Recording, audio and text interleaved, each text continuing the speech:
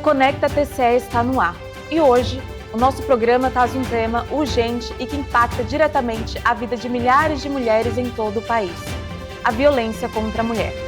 No estado de Mato Grosso, os índices seguem elevados, com um grande volume de registros ao longo de 2025, incluindo casos de violência doméstica, injúria, lesões corporais, estupro e feminicídios. Para falar sobre esse cenário, os caminhos de enfrentamento e o papel das políticas públicas nas instituições, recebemos aqui no estúdio Judá Marcondes, titular da Delegacia Especializada de Defesa da Mulher de Cuiabá. Seja bem-vinda, Judá. Obrigada, é uma satisfação poder participar desse grande programa, conversando sobre esse tema tão relevante. Sim. O estado de Mato Grosso, em 2025, ele registrou casos altíssimos de violência, de feminicídio, mais de 26 mil casos registrados no ano de 2025, e isso traz uma preocupação muito elevada. E aí eu gostaria de te perguntar o que causa, quais são as causas, na verdade, desse alto índice de feminicídio, superando aí a média nacional aqui em Mato Grosso.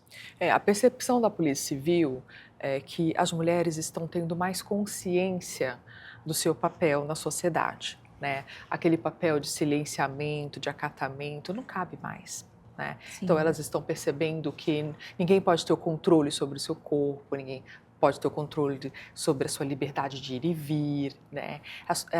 As mulheres estão percebendo a necessidade de ter a independência financeira, a independência emocional, por isso que elas estão procurando mais a Polícia Civil e registrando as ocorrências, né? Além do mais, diante dessa modificação de pensamento, está havendo mais conflitos também dentro de casa, né? Sim. Aquele homem que é criado na perspectiva de que ele precisa, né, para sua masculinidade ser mantida, ele precisa ter o controle sobre a mulher. E ela entende que ela não deve ser submetida a nenhum controle, a nenhuma violência, e por isso ela está procurando mais a polícia. E os dados indicam que mais de 65%, de aumento nas questões de denúncia. E aí eu gostaria de perguntar se isso reflete mais a consciência ou que a violência aumentou?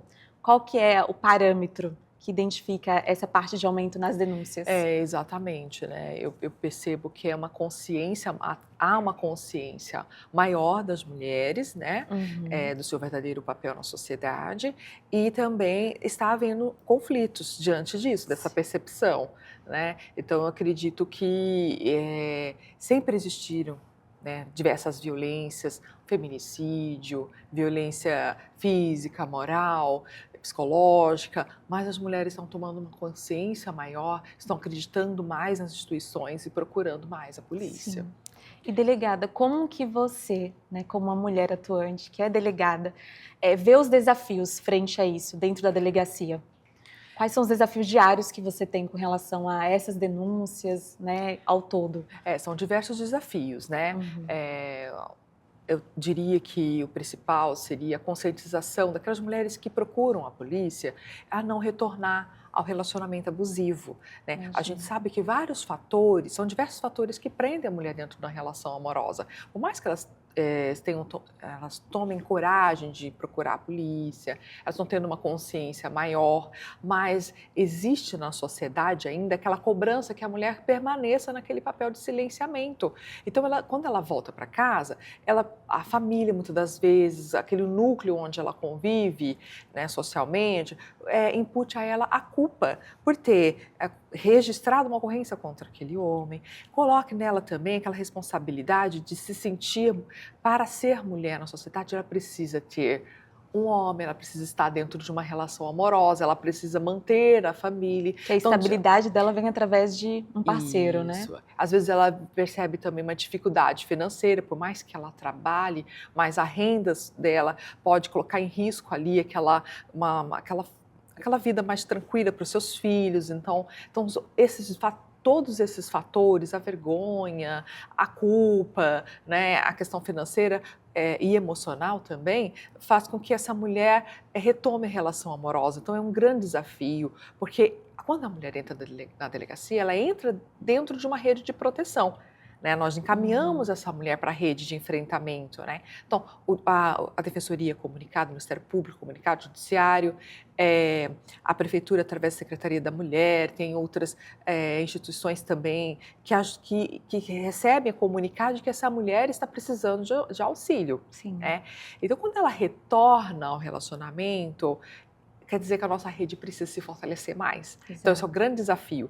O desafio não é atender, porque nós nos qualificamos cada vez mais para atender melhor essa mulher, mas ela realmente permanecer naquela decisão.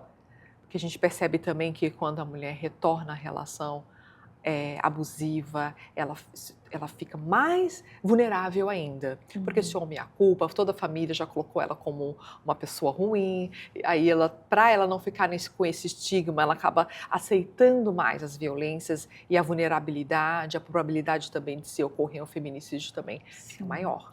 E com relação às medidas protetivas, porque a gente sabe que a medida protetiva ela não precisa ser necessariamente uma mulher que já foi violentada, né? Ela pode ser solicitada de outras frentes. E aí, vamos supor que houve ali o pedido de medida protetiva. E essa mulher, ela quer retornar? Como que vocês fazem essa gestão desse quando a mulher solicita medidas protetivas e retorna ao relacionamento amoroso, muitas vezes ela não retira a medida. Né? Porque, de certa forma, tem uma segurança para ela, né? Sim. Mas o aconselhamento é que ela informe ao judiciário, né? Ela precisa ir ao judiciário dizer que ela não precisa mais dessa medida porque ela retornou ao relacionamento. Tanto que os feminicídios que aconteceram no ano passado, né, foram 53 no estado de Mato Grosso, 7 mulheres tinham medidas protetivas, mas boa parte dessas 7 mulheres tinham retornado ao relacionamento amoroso. Né? Então, por mais que a gente olhe ali, mas 7 mulheres tinham, mas boa parte delas tinham retornado ao relacionamento amoroso, ou houve um descumprimento, ela não denunciou esse descumprimento, porque um dos dispositivos de proteção, quando se aciona a justiça através da medida protetiva, é a possibilidade de se prender em flagrante aquele homem que descumpra medidas protetivas, ou a prisão preventiva, uma busca-apreensão, medidas cautelares que podem ser realizadas para proteger aquela mulher. O presidente do Tribunal de Contas, o Sérgio Ricardo, ele vem levantando muito essa pauta dentro do estado de Mato Grosso. Inclusive, em 2025, ele criou ali uma auditoria, né, com dados relacionados aos 142 municípios de Mato Grosso, levantando quais são as ações, as demandas com relação à mulher. E dentro dessa auditoria, foi identificado que apenas 52%, ou 52 municípios, na verdade, têm conselhos municipais da mulher, o que reforça o cuidado que os municípios devem ter. E eu gostaria de ouvir, né, de você, delegado, o que você considera interessante, ou um conselho que você dá para os municípios, os gestores públicos, de pautas e de ações de políticas públicas que eles devem desenvolver para atuar contra a violência da mulher. Eu aproveito a oportunidade para parabenizar o Tribunal de Contas por essa pesquisa aprofundada que foi realizada nos municípios, trazendo a todos aqueles atores na defesa das mulheres um indicativo do que a gente precisa fazer, porque mostrou tanto políticas eficazes quanto as falhas nessa rede de proteção. Né? Eu acho que foi uma pesquisa inovadora, nós não temos outra pesquisa tão completa quanto essa, né? Então, meus parabéns e elogio a todos aqueles que participaram dessa pesquisa, né? E o que eu diria para os gestores, é fundamental que se tenha políticas públicas para as mulheres que sofram violência doméstica e familiar, né? Como, por exemplo, uma assistência psicológica a essa mulher, porque só se rompe o ciclo de violência com assistência psicológica. Aquela mulher, aqui em Cuiabá nós temos, né, através da Secretaria da Mulher, que se faz lá no Hospital Municipal, então não é um local que ela se sinta até vulnerável, porque ela fala, vou no hospital. E ali ela faz todo o tratamento psicológico. Traz uma segurança para ela. Traz uma segurança, até para ela dar desculpa para os familiares, né, para ele mesmo. E ela está ali fazendo um tratamento médico, mas na verdade ela está buscando ali um auxílio psicológico. E eu sou uma testemunha porque eu atendo muitas mulheres que vão no primeiro dia denunciar e elas se retornam muitas vezes para levar um amigo, para saber como está o procedimento, retornam depois de fazer essa terapia, retornam totalmente modificadas. Você olha fisicamente, emocionalmente essas mulheres libertas daquele ciclo de violência, né? Então o atendimento psicológico é fundamental, né? Criar um núcleo de atendimento psicológico e psiquiátrico também, porque muitas mulheres, ao sofrerem violência psicológica, adoecem, né? Adquirem síndrome do pânico, então elas precisam, muitas das vezes, de um auxílio psiquiátrico, né? E um auxílio jurídico também. Muitas mulheres retornam ao relacionamento por ter medo de perder a guarda dos filhos, né? Por não saber a questão da divisão de bens, o que é possível se fazer. Então, diante dessa insegurança, de não ter o conhecimento certo, elas acabam retornando. Então, é importante dar um atendimento jurídico. Então, acho que se todo gestor colocar ali um núcleo de atendimento psicológico, psiquiátrico e jurídico para essas mulheres, vai facilitar muito, né? E também o auxílio financeiro, como nós temos também aqui no estado de Mato Grosso, através do programa Ser Família Mulher, né? Aquela mulher que solicita medidas protetivas, ela pode receber um auxílio se ela preencher os requisitos, né, necessários para ser recebido. Quais seriam os requisitos principais? Renda per capita, até 1/3 do salário mínimo, né? Solicitar medidas protetivas, ter medidas protetivas deferidas, né? E ter uma renda per capita de 1/3 do salário mínimo, né? São esses dois requisitos. Ela consegue, né? E muitas mulheres, tem muitas mulheres aqui no estado foram contempladas e consegue ter uma qualidade de vida melhor para ela, para os seus filhos, através desse auxílio aluguel. Bacana. E ele é disponível para todos os municípios do estado? Qual que é o órgão que ela procura? Qual secretaria? É a própria Polícia Civil que encaminha o nome para o CETASC, né? Toda a Polícia Civil já sabe qual o mecanismo a se efetuar para poder enviar o nome dessa mulher para o programa, para a CETASC, né, Secretaria de Assistência Social do Estado. Muito bacana. E com relação a esse ano, quais são os trabalhos que vocês têm realizado, delegada, para que aumente a conscientização dessas mulheres com relação às denúncias, a de fato ter a coragem de procurar um atendimento, a conversar, né, se abrir, porque a gente sabe que é uma grande barreira a mulher ela decidir que vai denunciar, e o medo é muito grande, né, igual você comentou muito bem, com relação à família, o preconceito, ou medo também do companheiro fazer alguma coisa. Quais são as ações que você, como delegado, a delegacia está pensando para efetivamente aumentar ainda mais a conscientização e políticas públicas para que essas mulheres sejam atendidas da melhor forma possível? Este ano nós vamos fazer diversas operações policiais, né? Porque isso também traz um efeito pedagógico também para os agressores e traz uma maior confiança também para aquelas mulheres que acompanham, né, os noticiários e verifica que a voz dela tem importância dentro da delegacia. Sim. Então nós analisamos cada caso particularmente, individualmente e adotamos medidas para cada caso, né? Se houver necessidade de medidas cautelares, encaminhamentos, né, para a nossa rede, reforço, né? A gente entra em contato com as instituições e diz, olha, esse caso precisa ser, né, olhado com calma, né? Então, nós fazemos diversas operações, o atendimento individualizado, palestras nas escolas, né? Palestras também nas empresas, né?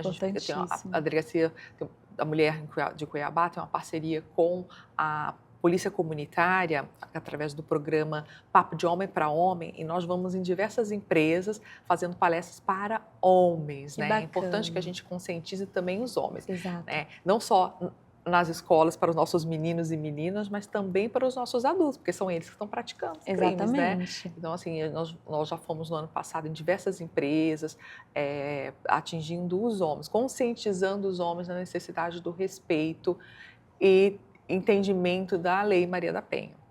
Delegada, gostaria que você nos comentasse aqui como que a vítima ela pode identificar os sinais da violência contra a mulher, porque a gente sabe que são vários sinais que às vezes passam desapercebidos. Então eu gostaria que você exemplificasse aqui para a gente. Eu digo que de todos os crimes, o mais importante para que as mulheres fiquem atentas é a violência psicológica.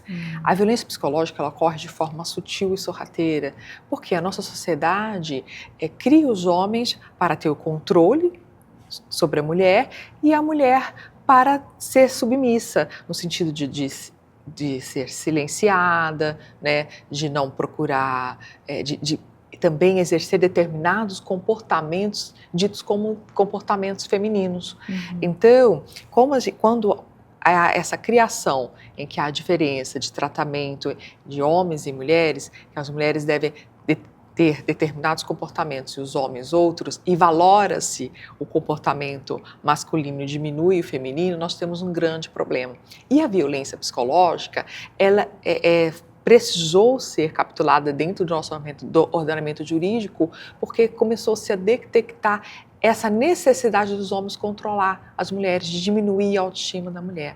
Então, quando a mulher ela ouve do seu parceiro de que ela não é aquela mulher ideal que ele pensou, porque ela está malhando à noite, que ela, na verdade, engordou e por isso que ele a atraiu, que ela não está exercendo a maternidade do jeito que ele achou adequado. Então, são vários pontos que se exigem de um comportamento feminino e que ela acredita e acaba se culpando por uma lesão que ele pratica contra ela, os xingamentos que ele profere contra ela. Então, essa mulher acredita que ela é culpada porque ela precisa ter determinado comportamento. Né? Então, a violência psicológica, ela traz diversas condutas que esse homem abusador pratica e que traz o adoecimento das mulheres e faz com que as mulheres permaneçam dentro daquela relação sem perceber que ela está sendo vítima, ou ao perceber, ela não tem mais força porque retira dessa mulher a percepção da realidade, né? A ponto dele culpá-la por tudo, e ela realmente acredita nisso, né?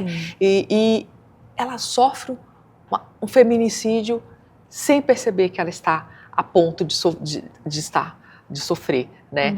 Ela está dentro de um emaranhado de violência sem perceber que ela está correndo risco de sofrer um feminicídio. E o que a gente observa também é que boa parte delas considera o cuidado do parceiro, o amor do parceiro relacionado ao ciúme que ele sente sobre ela.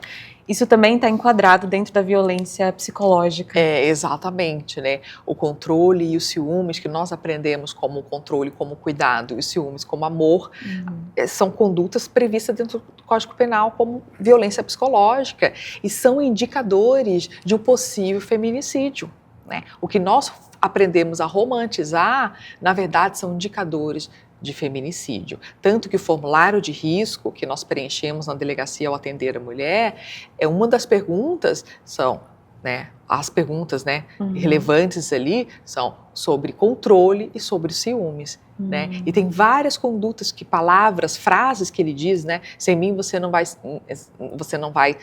é ninguém, né? Eu estou fazendo isso pelo seu bem. Você não vai conseguir encontrar outra pessoa como eu. Pessoa. Então são várias frases ditas dentro de uma manipulação a ponto dessa mulher não perceber que ela está sofrendo, que ela pode sofrer um feminicídio. Então esse controle que é exercido, né, sobre o corpo da mulher é um indicador de um possível feminicídio. Em todos os casos de feminicídio, nós observamos esse controle e esse ciúme exacerbado. E além da violência psicológica, também tem a financeira, né? Eu gostaria que você falasse também sobre os outros casos de violência, que talvez a mulher não considere violência, mas que também é. É verdade, né? Nós temos, por exemplo, a violência física. A mulher consegue entender, né? A gente tem um estigma na sociedade de que só a violência física é que há a violência em concreto, né? E mesmo assim, às vezes, por ela se culpar, porque ela está vivendo também a violência psicológica, ela não percebe que o escalonamento dessa violência também é um risco de sofrer um feminicídio. Né? E nós temos a violência moral, que é aqueles xingamentos, né, reiterados, aquela conduta de difamar a mulher. Por exemplo, ela termina o relacionamento, ele vai até a família dela e conta todos os segredos, tudo que vivenciou, tudo que ela vivenciou na sua vida e contou para ele, ele conta para toda a família, inclusive até mente sobre ela. Né? Às vezes ele não consegue mais ter o controle sobre ela, ele pratica calúnia, ou seja, vai lá no conselho tutelar e diz que ela está abandonando os filhos, está ocorrendo maus tratos. Então, todas essas condutas estão dentro da violência moral. né? E nós temos também a violência psicológica, como eu já expliquei, né? Aquela conduta de diminuição da autoestima, chantagem, né? São palavras que tentam diminuir a mulher, e ele pega o que é mais importante, aquela característica que ela tem mais aflorada, que é mais positivo, ele a convence que aquilo ali é negativo. Então ela acaba perdendo essa percepção de quem é ela, da sua essência. Por exemplo, uma mulher que é boa em oratória, ele começa a dizer que ela fala mal, ela acaba acreditando e ela acaba também deixando de trabalhar, porque ele fala, para que esse emprego que você está fazendo, esse curso que você está fazendo, não vale nada, você nem sabe o que você está falando, você nem sabe o que você está aprendendo. Ela começa a acreditar nisso, então ela abandona o curso, abandona o trabalho, porque ele fala que ela está sendo explorada no trabalho, que é melhor ela ficar em casa. Então são várias condutas são microviolências dentro da violência psicológica, que ela vive num emaranhado de manipulação, né, que a gente chama de gaslight, a ponto de ela deixar de ser quem ela era. O que ela tinha de mais bonito ela deixa para trás, porque ele, na verdade, ele quer miná-la. Como ele vai controlar essa mulher? Ele pega o que é mais importante nela e diminui. Se ela tem uma rede de proteção da família, por exemplo, ele começa a arrumar confusão com essa família, ele busca o isolamento, ele fala mal da família, né? Dos amigos, aquelas pessoas que a apoiam, para ela ficar isolada. Então, a violência psicológica, vê como que é importante a gente difundir sobre a violência psicológica, porque através da violência psicológica, ocorrem as outras violências. Eu sempre falo que a violência psicológica é o agente facilitador para as outras violências, inclusive feminicídio, né? E também existe a violência sexual, que a gente só pensa que a violência sexual ocorre assim, quando a mulher está andando no parque, vem um homem e a aborda e a abusa sexualmente. Acontece. Né? Mas o índice maior é dos parceiros praticando contra a sua companheira.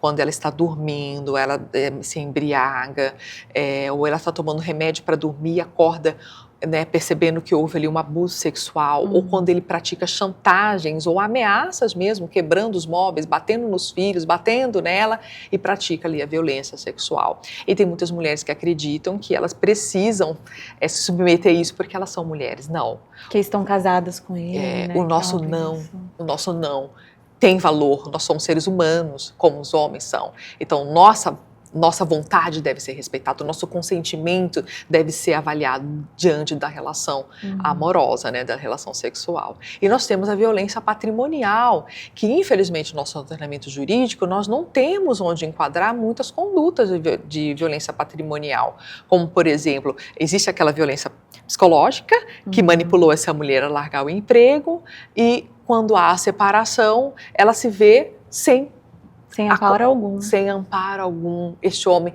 ao perceber que vai separar, ele já desvia os bens, coloca a empresa no nome de um irmão, de uma terceira, de um laranja, e quando ela requer na justiça, ele fala que ele nem trabalho tem.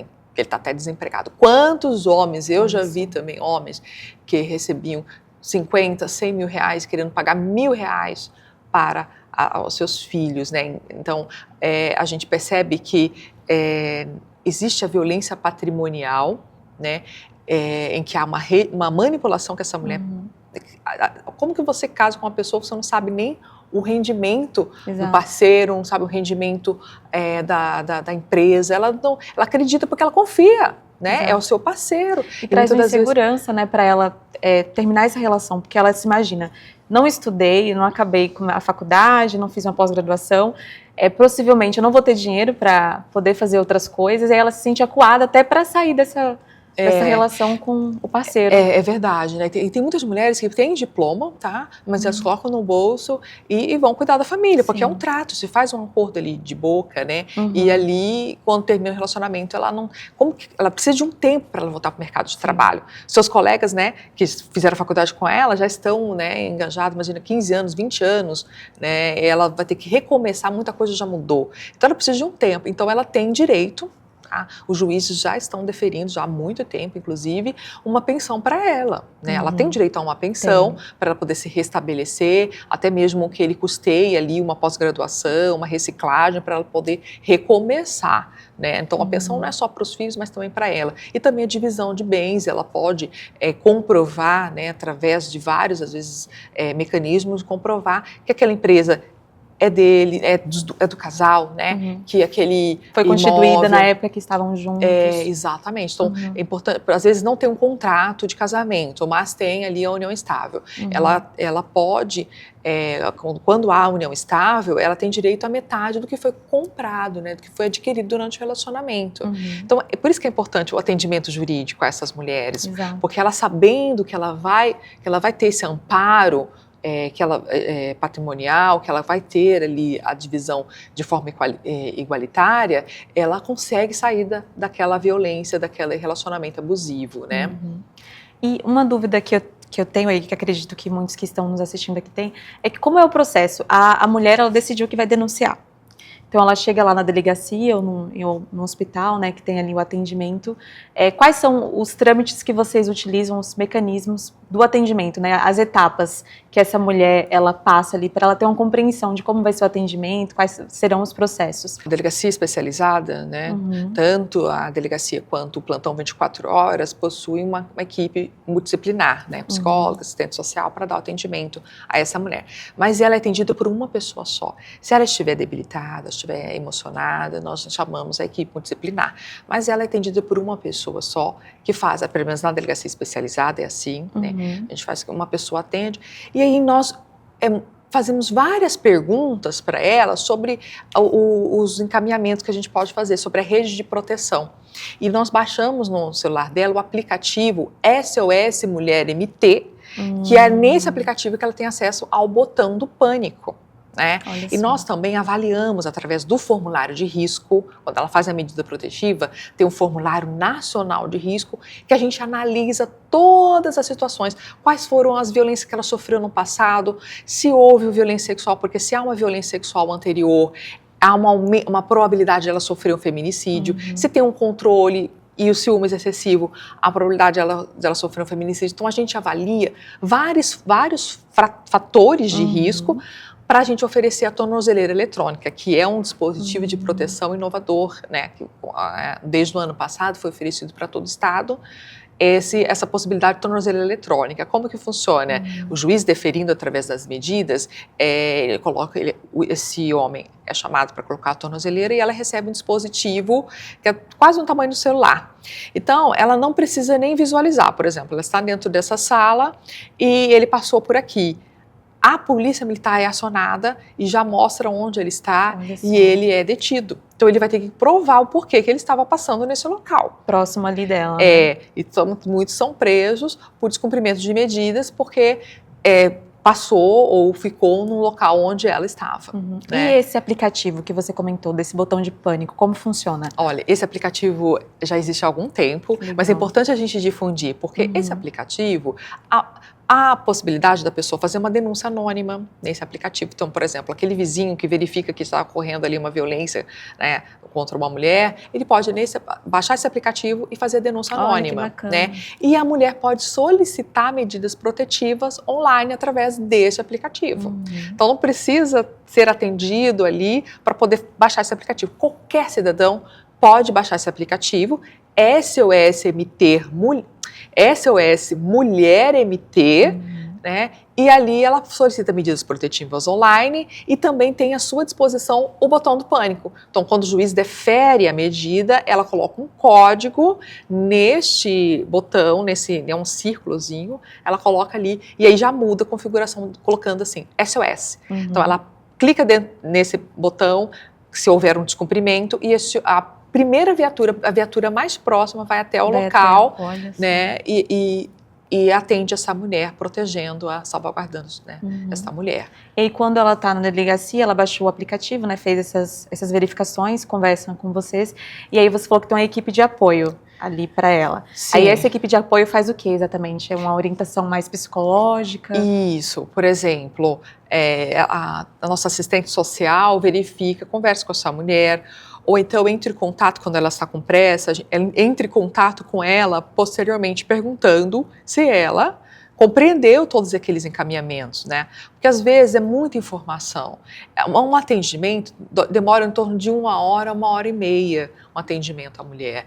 Então, ela sai exausta, muitas vezes ela não conseguiu compreender todos aqueles encaminhamentos. Então, a gente pergunta, olha, você, como que é a sua renda, né? Pelo que você disse, você precisa desse auxílio. Muitas mulheres falam que não precisa do auxílio porque não entende muitas das vezes. Ela está tão assoberbada naquele momento, né? Que ela não consegue compreender. Sobrecarga de pensamentos, né? Muito.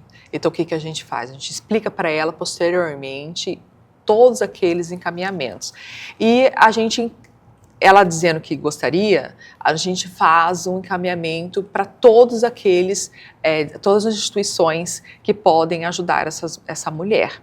E depois ela vai ser comunicada através do oficial de justiça que houve deferimento das medidas protetivas. E para encerrar, eu gostaria que você deixasse um conselho aqui para as mulheres que estão nos assistindo, para as famílias também dessas mulheres, porque a gente sabe a relevância e a importância desse tema, que por mais que a gente vê notícias diariamente sobre, ainda é um tabu nas famílias e para a própria mulher. O conselho que eu deixo a todas as mulheres é que é o menor sinal de violência, né? Se aquele homem está diminuindo sua autoestima, se ele está tendo aquele controle, olhando o celular, ocupando, né, imputando situações que você não praticou para tentar controlá-la, né? Está vendo controle, ciúmes excessivo, procure a Polícia Civil, ao menor sinal de violência.